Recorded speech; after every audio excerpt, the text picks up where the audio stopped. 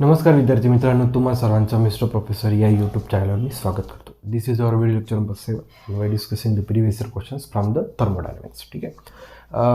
जसा पहिला क्वेश्चन जर आपण बघितला तर the concept behind the first numerical is the first law of thermodynamics. ठीक आहे. आणि सेकंड क्वेश्चन ॲडियाबॅटिक प्रोसिजरवर डिपेंड आहे. ॲडियाबॅटिक प्रोसिजरमध्ये प्रेशर आणि टेम्परेचर म्हणजे जो काही रिलेशन आहे तो रिलेशन यूज करून आपण सेकंड न्यूमेरिकलचा सोल्युशन फाइंड आउट इझिली करू शकतो. ठीक आहे. स्टेप बाय स्टेप आपण पहिला आणि दुसरा क्वेश्चन बघण्याचा प्रयत्न करूया.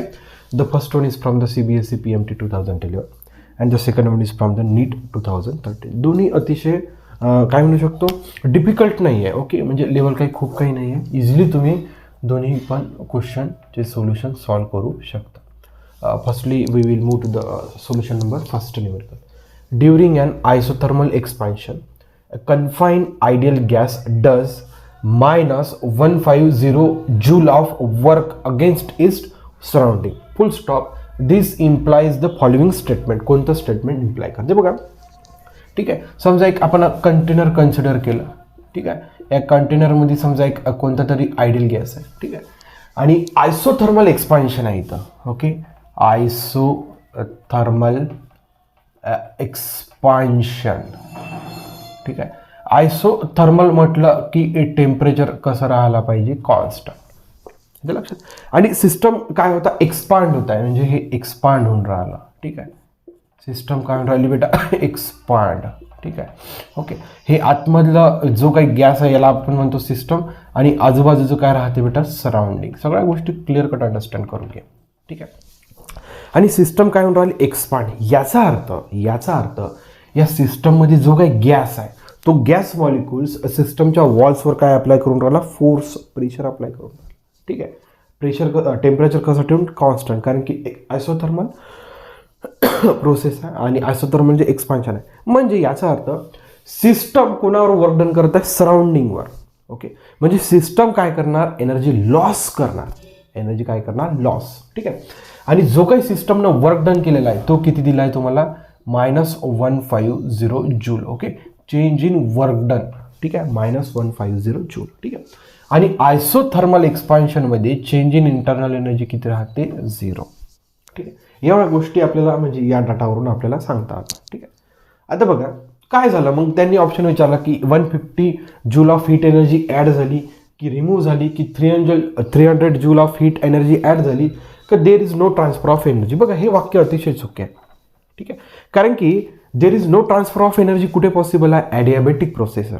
ठीक आहे. ॲडियाबॅटिक प्रोसेसमध्ये काय होते, exchange of heat in between the surrounding and system is not possible, but this is the isothermal process. So the last option is incorrect. Clear. आता बघा एक लक्षात घ्या, सिस्टमने एनर्जी खर्च केली. ओके, सिस्टमने एनर्जी खर्च केली आणि एनर्जी खर्च करून that much amount of work done by the system on the surrounding. म्हणजे सिस्टम काय करता, एनर्जी लॉस करता. सिस्टममध्ये एनर्जी ॲड होत आहे का, नाही. म्हणजे ॲडेडवाले ऑप्शन कॅन्सल झाले. बघा 150 जूल ऑफ हीट एनर्जी ॲडेडवाले ऑप्शन. ठीक आहे. 300 जूल ऑफ हीट एनर्जी काय झाले, कॅन्सल. ॲडेड जी काही एनर्जी ॲड झाली सिस्टममध्ये असे ऑप्शन्स काय झाले, कॅन्सल. कारण की आपल्याला क्लिअर कट लक्षात येत आहे की सिस्टम एक्सपांड होऊन राहिलं, याचा अर्थ सिस्टम सराउंडिंगवर वर्क डन करत आहे. हे तर लक्षात. सिस्टम जर कॉम्प्रेस झाली असती तर सराउंडिंगनं सिस्टमवर वर्डन केलं असतं, पण सिस्टम काय होता, एक्सपांड. याचा अर्थ या सिस्टमच्या आतमध्ये जे काय असणारे मॉलिक्युल्स आहेत ते फोर्स अप्लाय करून एक्सपांड होत चालली सिस्टम. ओके, म्हणजे ऑप्शन कोणतं उरलं बेटा, second. Therefore 150 joule of heat remove from the gas. ठीक आहे. हे easily according to the first law of thermodynamics काढू शकतो. The amount of heat energy supply to the system, change in internal energy plus work done. ठीक आहे. The amount of heat energy to the supply to the system, change in internal energy 0. Delta W किती आहे, -150 joule. Okay, therefore delta Q equals to -150 joule. म्हणजे amount of heat energy remove from the system. इथं लक्षात, remove from the system. इथं system काय, एक ideal gas आहे. हे निगेटिव्ह साईनचा अर्थ समजलं. इथे जर प्लस साईन असते, the amount of heat energy added to the system.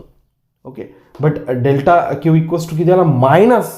It means that the amount of heat energy remove from the system given by the system किंवा रिमूव्ह फ्रॉम द सिस्टम असे जर state, इथं remove from the सिस्टमचं state आहे. इथं लक्षात.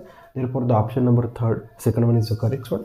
And the question is from the CBSE PMT 2000. बघा, म्हणजे तुम्ही थेरॉटिकल क्वेश्चन डायरेक्ट क्लिक नाही करू शकत. आता मी जसं विश्लेषण केलं अशा पद्धतीचं तुमचं प्रोसिजर चाललं पाहिजे डोक्यात, तोपर्यंत हा क्वेश्चन म्हणजे एक पूर्ण क्लिअर कट अंडरस्टँड आली आपल्याला.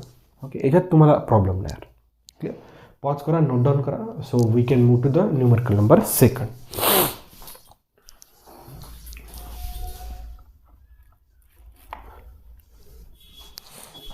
म्हणजे एखादा क्वेश्चन आपण जेव्हा सॉल्व करतो ना, तेव्हा त्याची पूर्णपणे त्याची अंडरस्टँडिंग राहिली पाहिजे, काय घटना घडला आहे त्याच्यात. त्याशिवाय मग त्या क्वेश्चनला काय आहे ना की तुम्ही ठीक आहे तुमचा आन्सर आला काही हरकत नाही, परंतु तो आन्सर का बरं आला हे जर एक प्रोसिजर तुमच्या डोक्यामागनं गेली की काय होते ना, प्रत्येक क्वेश्चनमध्ये तुम्हाला अडचण नाही जात. ठीक आहे, एखादा म्हणजे कॉन्सेप्ट जर क्लिअर नाही राहिला ती मजा नाही राहत. ठीक आहे, तुमचा जर तो ऑप्शनही आला असेल त्याला काही महत्त्व नसते. ठीक आहे, ओके. बघा, आता आपण अशाच पद्धतीने दुसरा न्यूमरिकल सॉल्व करण्याचा प्रयत्न करूया. बघा, तोही अतिशय इझी आहे. ॲडियाबॅटिक प्रोसेसमध्ये रिलेशन यूज करून तुम्ही सॉल्व करू शकता. बघा,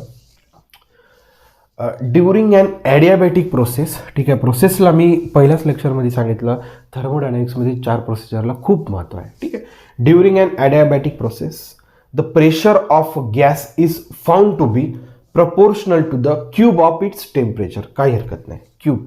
the ratio of CP/CV for the gases म्हणजे ॲडियाबॅटिक रेशो. ठीक आहे, आपल्याला काय विचारलं, ratio of CP/CV.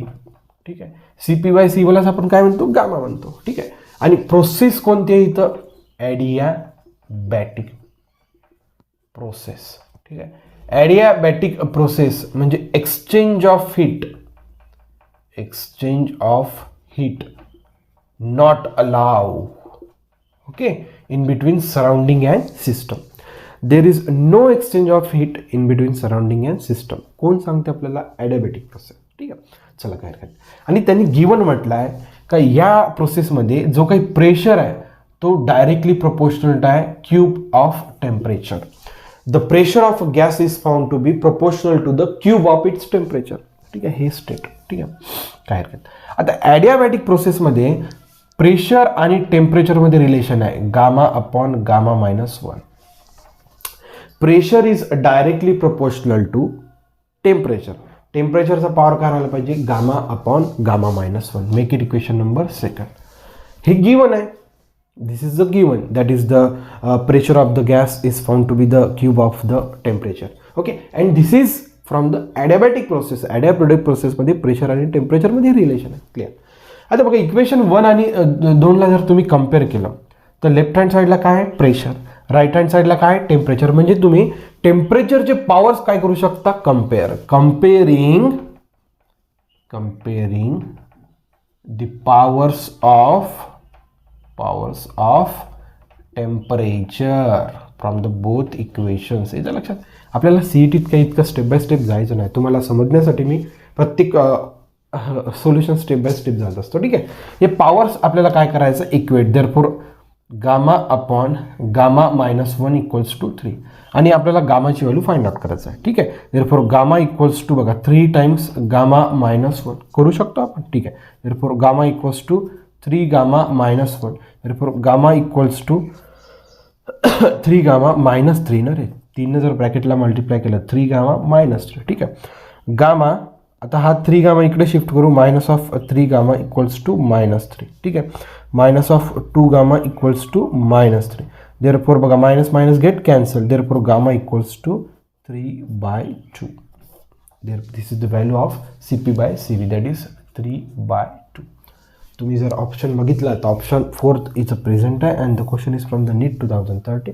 This is the way that easiest way you can get the solution for the numerical number first.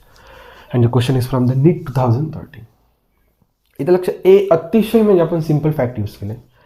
इथं लक्षात म्हणजे ज्या काही दिलेलं आहे ॲडियाबॅटिक प्रोसिजर आहे, रिलेशन माहीत आहे, दिलेलं आहे. अरे मग तुम्हाला तर सरळ पॉवर कम्पेअर करता येते. You will get the within second तुम्ही गावाची व्हॅल्यू मिळू शकता.